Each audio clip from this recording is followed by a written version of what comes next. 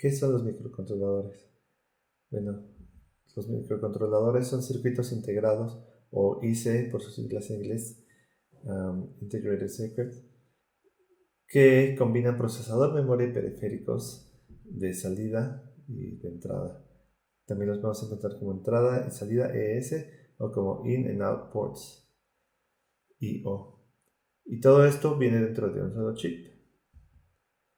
Se usa en proyectos de sistemas embebidos, es decir, de sistemas que están dentro de un pequeño cerebro, un pequeño sistema que no se conecta a alguna computadora y son de lógica programable, pueden estar cambiando, y una vez que se establecen, ellos trabajan y hacen simplemente las funciones que uno les pidió, es decir, controlan tareas específicas. Y son de uso común, por ejemplo, en la robótica. Cuando un robot recibe una señal, sabe que debe responder de una manera u otra.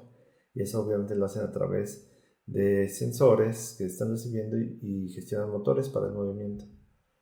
En dispositivos Internet of Things o de Internet de las Cosas que conectan y controlan a través de Internet, en automatizaciones y en muchas otras distintas aplicaciones. Pero estos son algunos de los más comunes, por supuesto, en sistemas interactivos como en instrumentos musicales digitales, digamos por ejemplo un controlador MIDI, en instalaciones interactivas que se hacen, que digamos un artista podría hacer en un museo, y en cosas, por ejemplo, un control de videojuegos. Bueno, pues el procesador, como habíamos dicho, o más bien el microcontrolador tiene un procesador, memoria y periféricos. Lo primero que vamos a considerar es el CPU. ¿Qué es el CPU? Bueno, pues es la unidad de procesamiento. Aparte de eso, tienen memorias, distintos tipos de memorias, puertos de entrada y salida, como habíamos hablado. Como todas las funciones que están procesando tienen que ejecutarse en algún momento específico, también necesitan relojes, contadores, temporizadores que nos ayudan a ejecutar las funciones en el momento correcto. Tienen conversores de AD o DA, que se refiere a de análogo a digital, es decir, de una señal análoga, es decir, una señal que se está recibiendo del mundo real, a señales digitales en las que se codifica en lenguaje binario, o al revés, el conversor de digital a análogo. Y por supuesto también tienen puertos de comunicación que ayudan a que trabajen con otros microcontroladores o algún otro dispositivo, no necesariamente el microcontrolador, puede ser otro tipo de circuito integrado. Entonces, un microcontrolador, como lo vemos en este pequeño dibujo, así, a veces lo vemos así, tienen distintas formas. En su interior tenemos todas estas pequeñas partes y su arquitectura pues puede integrar muchos de estos componentes e incluso algunos otros distintos. El CPU entonces es la unidad central de procesamiento, digamos es el pequeño cerebro del que va a interpretar y ejecutar instrucciones y cálculos, es en donde se ejecuta la lógica.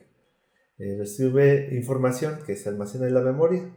La memoria es obviamente muy importante porque si no tuviera una memoria no podría recordar en dónde se guardó algún dato o simplemente recordar cuáles son las funciones que debe realizar. Existen distintos tipos de microcontroladores, de un núcleo, es decir, digamos de una unidad central única, de dos núcleos o multinúcleo, lo cual pues obviamente mientras más núcleos tenga, pues puede procesar más datos y más funciones al mismo tiempo y con mayor eficiencia. En la memoria, otra parte muy importante, sabemos que si la memoria no puede funcionar en la unidad de procesamiento, la memoria tiene distintas configuraciones. En un inicio los microcontroladores tenían una arquitectura clásica que le llamaban de von Neumann, que se caracterizaba por disponer de una memoria principal donde se almacenan todos los datos y las instrucciones. A esa memoria se accede a través de un sistema de buses o de, digamos, de conectores. Pero esto ha cambiado y se ha optado más por la arquitectura Harvard, que es más común actualmente y que dispone de dos memorias, no solamente una. Una se dedica solamente a las instrucciones, digamos, donde se escribe qué es lo que tiene que hacer el microprocesador, y en la otra se escriben solamente los datos, es decir, los datos que está procesando, que podrían estar cambiando. En este caso, ambas memorias disponen de respectivos sistemas de buses, es decir, de conexiones, y por lo tanto pueden actuar simultáneamente. Y esto, es por esto que se ha optado por utilizar más estos, porque esto lo hace mucho más eficiente. Hay varios tipos de memorias, de los cuales no vamos a detallarlos todos, pero vamos a hablar de algunas de ellas. La memoria ROM, que está así por sus siglas en inglés, Read Only Memory, es decir, es la memoria que solamente se puede leer, que no se va a escribir. Y de esta existen distintas formas de ellas. La ROM con máscara, la OTP, que significa One Time Processing, y otras distintas, OTPROM, EPROM, EEPROM y Flash. Entonces, la memoria ROM, pues es un tipo de memoria que es persistente. Se queda guardada, no importa que nosotros desconectemos el aparato, las celdas donde se guarda la energía se quedan cargadas aún cuando está desconectado. Y entonces en esas celdas se codifica los datos que estamos guardando. Es decir, son como pequeñas pilas que si tienen energía, tal vez representan 1, si no tienen energía, representa un 0. Y con ese lenguaje binario se guarda en esa memoria, independientemente si esté conectado o no esté conectado. Es como un disco duro. En el momento en que nosotros apagamos la computadora, el disco duro mantiene los datos ahí. Entonces, pues esta memoria ROM se escribe, digamos, una sola vez y no se va a escribir nuevamente durante la ejecución del programa. Se puede hacer antes de que se ejecute el programa. Normalmente la memoria ROM se escribe ya sea en el momento en el que se fabrica el chip o en el momento en que se carga el programa, por ejemplo, conectándolo a la computadora y enviando el programa a través de algo que se llama el programador. Entonces, por eso es que hay distintas memorias, una que en la arquitectura Harvard, una que va a ser persistente y otra en la que no va a ser persistente, sino que se va a poder reescribir. Entonces, la memoria ROM es persistente y es distinta a la memoria RAM, que en este caso se trata de datos volátiles, no son permanentes, se pueden borrar y durante la ejecución del programa o una vez que nosotros desconectamos el programa se borra esa memoria totalmente.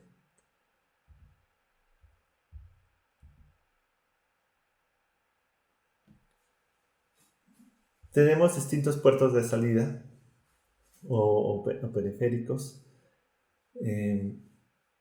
Como habíamos dicho antes, se pueden identificar como ES, entrada y salida, y O, in and out ports. Y es muy común encontrarlos como GPIO o GPIO, que significa General Purpose I/O, o sea, pines de entrada y salida para uso general. Todos ellos tienen distintas funciones. En este caso aquí estamos viendo dos distintos microcontroladores. Estos microcontroladores ya están dentro de un módulo que nos ayuda a conectar a unos pequeños puertitos que se llaman pines. Entonces, si se fijan aquí alrededor, este cuadrito es el microcontrolador y aquí alrededor tiene estas conexiones. Igual en este caso tenemos el microcontrolador y estos son sus puertos.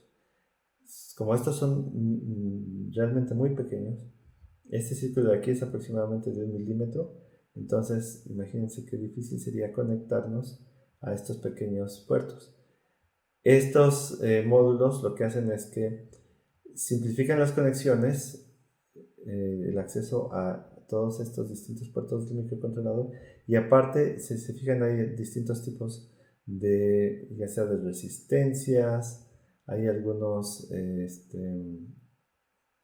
otros circuitos integrados, a lo mejor que nos ayudan para cuantificar el tiempo, hay algunos, en este caso, transistores. Bueno, hay muchas cosas, pero en sí lo que hace es esta configuración es que nos ayuda a conectarnos ya a estos pines. Y como podemos ver en estos diagramas,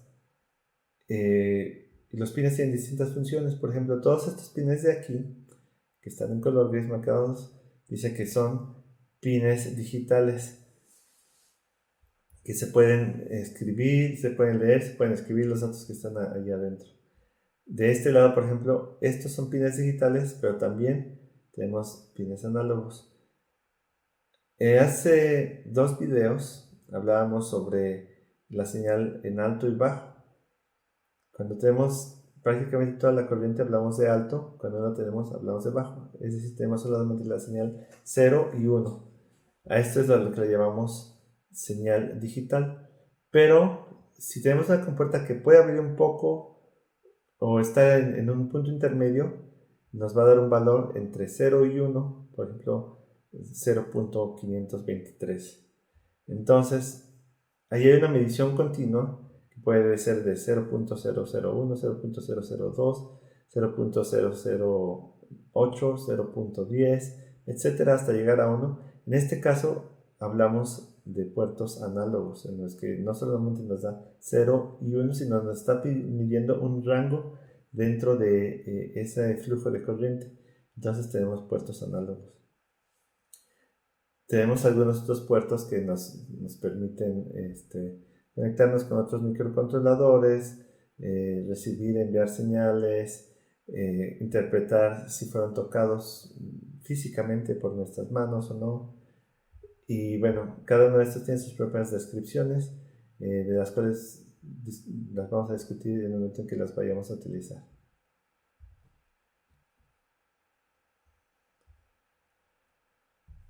Todos los microcontroladores disponen de un circuito oscilador que genera una onda cruzada de alta frecuencia. Una cruzada cuadrada de alta frecuencia. Esta nos ayuda a configurar los impulsos de un reloj, los cuales son usados para la sincronización de los distintos eventos y obviamente de todas las operaciones que tiene el sistema. Generalmente el circuito del reloj está incorporado en el microcontrolador y solo se necesitan unos pocos componentes exteriores para poder estabilizar la frecuencia del trabajo de las funciones. Generalmente se utilizan unas pequeñas piedritas de cristal de cuarzo que naturalmente vibran y siempre son estables. Entonces, esto nos ayuda a poder controlar o contabilizar las frecuencias de esta onda cuadrada del oscilador. Un sistema, por ejemplo, en este caso, tenemos un timer que es muy importante, ya que permite usar el reloj, el oscilador y otros controladores para poder medir el tiempo y así precisar el momento en que alguno de los eventos sea ejecutado por el procesador. Lo que tenemos aquí es que estamos recibiendo el oscilador, la frecuencia de oscilación y el reloj, que como habíamos dicho viene marcado un poco por ese cuarzo y por su vibración. Entonces esta señal viene y aquí, si recibe la señal, nos marca un 1 y lo almacenamos dentro de la memoria, que podría ser, por ejemplo, de 8 bits, podría ser 16, no sé, podría ser de configuración. ¿A qué se refiere esto? Simplemente se refiere a la capacidad de contar. ¿Hasta qué número podemos contar con un bit? Es la capacidad de contar 0 y 1. Si tenemos 2 bits, podemos contar 0, 1 o 01, es decir, 0000, 0001, 0011, etc. Después voy a hablar un poco más sobre esto. Pero entonces, dependiendo de la capacidad que tengamos de digitalizar los datos, podemos contar un número mayor o menor. Entonces, vamos teniendo un límite de espacios de números que podemos contar. Entonces, para evitar que se nos quedemos sin números, también se envía la señal por algo que le llaman preescalador. Lo que hace es prácticamente el mismo sistema, pero no permite que este avance, a menos que este ya haya pasado, por ejemplo, por su primera cuenta, digamos de, no sé, 25 pulsos. Cuando pasaron 25 pulsos, ahora sí este uno puede pasar aquí. Entonces sabemos que cada uno de estos cuadritos no va a representar un 1, sino va a representar un 25, 50, 75, etc. Lo cual nos ayuda a contabilizar tiempo, digamos, real, porque si este oscilador es de alta frecuencia, pues podría producir, no sé, 1000 pulsos en menos de un segundo. Entonces, de inmediato nos quedaríamos sin espacio para contar, así que utilizamos, normalmente hay varios prescalers. Es un poco como cuando hablamos del reloj, hay unas manecillas que se dedican a contar segundos, otras cuentan minutos y otras cuentan horas. Entonces, dependiendo de qué es lo que queremos observar, si queremos observar los minutos, observamos una de las manecillas. Si lo que queremos observar es las horas, observamos otras. En este caso, por ejemplo, ya queremos observar tal vez los días, mientras que por aquí se estaban contando las horas, los minutos, los segundos. Entonces, son muy importantes porque mientras mayor capacidad tengamos de contar, más preciso será el momento en el que se ejecuten las distintas funciones, los distintos eventos. Entonces, gracias a eso podremos ejecutar nuestras funciones. Como les había dicho, el convertidor nos ayuda a recibir señales. Normalmente AD significa análogos digitales y normalmente estamos recibiendo del exterior una señal análoga, es decir, digamos, un movimiento de mi mano no está aquí y de repente desaparece y aparece acá, sino mi mano fluye y eso sería, digamos, ese flujo está enviando datos análogos. Pero los datos análogos pueden convertirse en señales digitales, lo cual nos ayudará obviamente a poderlo almacenar en la memoria de manera con este lenguaje binario. Entonces, es muy importante tener un convertidor. Hay distintos puertos de comunicación, como les había dicho, para que los microcontroladores puedan hablar con otros dispositivos. Más adelante también, mientras vayamos desarrollando nuestro proyecto, vamos a conocer un poco más sobre cómo funcionan, porque vamos a utilizarlos para conectarnos con algunos sensores o con algunos otros dispositivos. Entonces, algunos de estos puertos de comunicación son el que se conoce como I2C o I2C, que pues es una interfaz de serie de dos hilos me refiero a dos cables, envía la señal a través de dos cables. Está el SPI o SPI, que es una interfaz en serie también, pero en este caso es de alta velocidad. I2S o I2S, que es la interfaz que sirve para datos de audio digital desde muy alta velocidad, entonces podemos enviar datos, suficientemente datos como para tener un audio de alta calidad. El UART, que es un adaptador de comunicación de serie asincrónica. El USB, que en realidad es también un puerto serial, pero en este caso ya está establecido tiene un formato establecido para que pueda conectar distintos tipos de aparatos. Y bueno, existen algunos otros como el USART, puerta paralela esclava, CAN, que tienen unas funciones específicas, como el CAN, por ejemplo, es específico para aparatos que se conectan en los automóviles.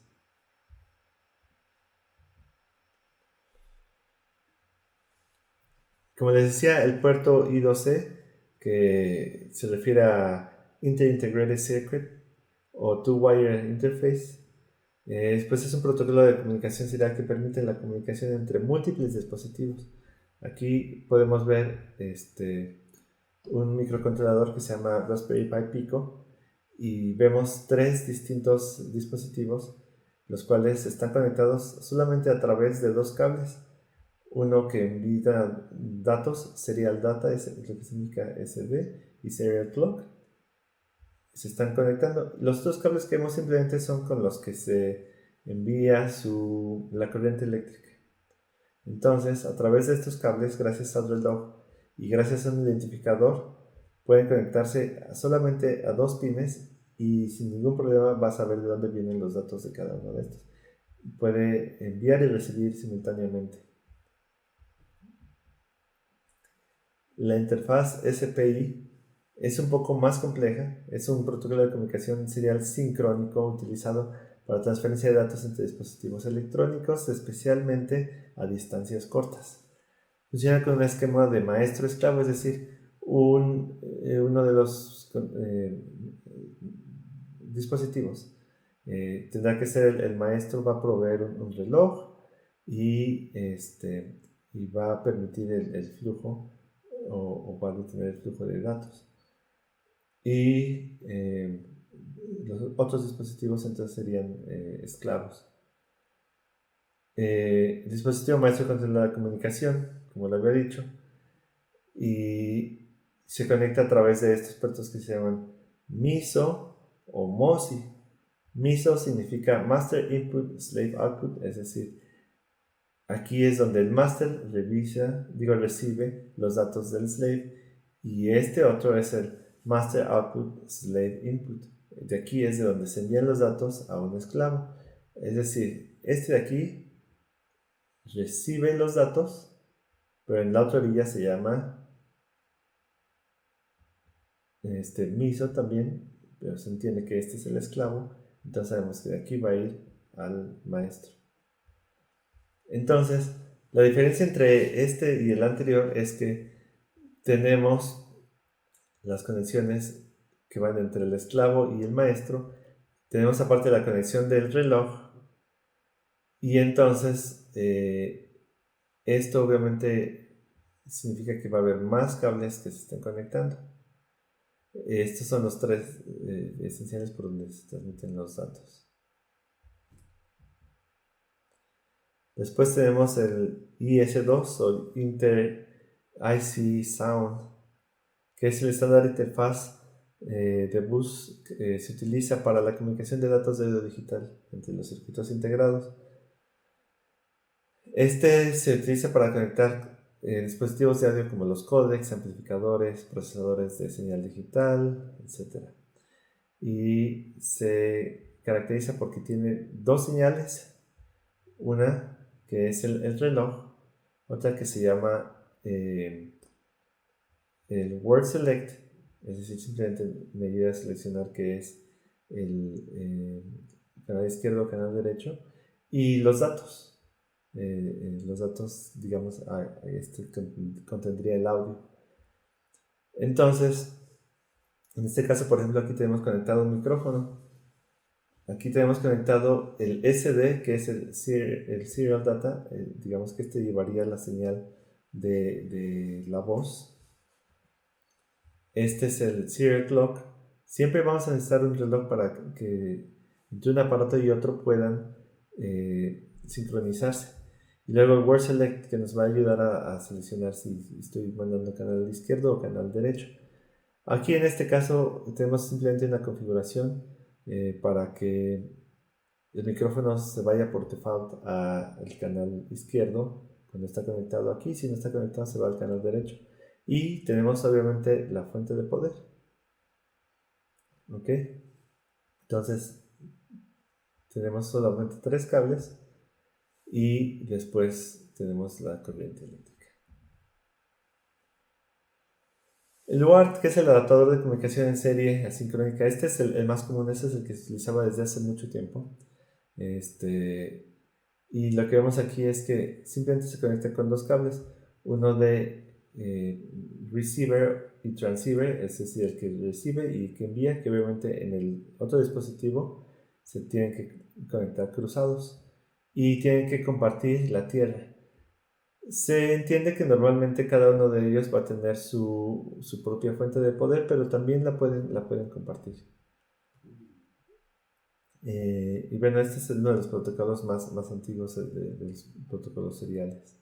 Entonces, lo que estamos viendo aquí en este caso, por ejemplo, en este ejemplo, tenemos aquí estos pequeños knobs o potenciómetros que si nosotros subimos a este, le damos vuelta, va a estar enviando datos a través de este Arduino conectado a otro Arduino para que brille más estos foquitos de aquí.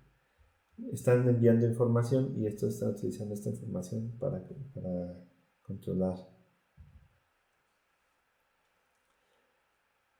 Hasta ahorita he estado hablando de serial, pero no he dicho qué es el serial. El serial o la comunicación serial es un método para transmitir datos un bit a la vez, es decir, un bit, habíamos dicho que un bit se trata de esa posibilidad de contar 0 o contar 1. Es decir, si voy a enviar una información codificada en bits, voy a mandar primero un 0, eso sería un bit, después tal vez otro 0, otro sería otro bit, después un 1, es decir, van en serie. Así como están aquí, como lo vemos, el sistema envía de un procesador a otro, o de un microcontrolador o circuito integrado a otro. Si manda señal en alto, está mandando un 0. Digo un 1, perdón. Si lo manda en bajo, manda 0. Obviamente están contabilizados en el tiempo, por eso es importante que tengan un reloj. Entonces, en serie van mandándose esos datos. Contrario a esos sistemas antiguos que había, no sé si ustedes llegaron a ver esas impresoras de hace, no sé, de los años 90, 80 incluso, en el que en lugar de tener un USB, tenía un puerto con muchos pines y eran muy grandes. Se estaban enviando todos los datos al mismo tiempo de manera paralela. Una de las líneas, uno de los cables, a lo mejor mandaba en alto, otro mandaba uno en bajo, otro en alto, en bajo, bajo, alto, alto. Entonces estos mismos datos de aquí se están enviando todos al mismo tiempo. La diferencia es que todos estos se enviaban juntos, mientras que este va uno tras otro. Entonces, en teoría, este es más rápido porque se envían todos los datos al mismo tiempo. Pero dependiendo del número de datos o de bits que tengas que enviar, cambia el número de cables que necesitas, lo cual complica demasiado la conexión. Mientras que en este caso con un reloj se puede codificar y la diferencia no es tan grande, sobre todo en sistemas ya muy rápidos que hay. Y entonces no es lo mismo tener que usar 8 cables a usar un solo cable, entonces es mucho más eficiente. Y por último tenemos el USB. El USB simplemente es un formato universal de conexión entre los distintos aparatos. Ustedes saben que hay distintos tipos de USB y son compatibles entre los distintos aparatos. Y bueno, hasta aquí con los microcontroladores. Seguimos adelante en el siguiente video.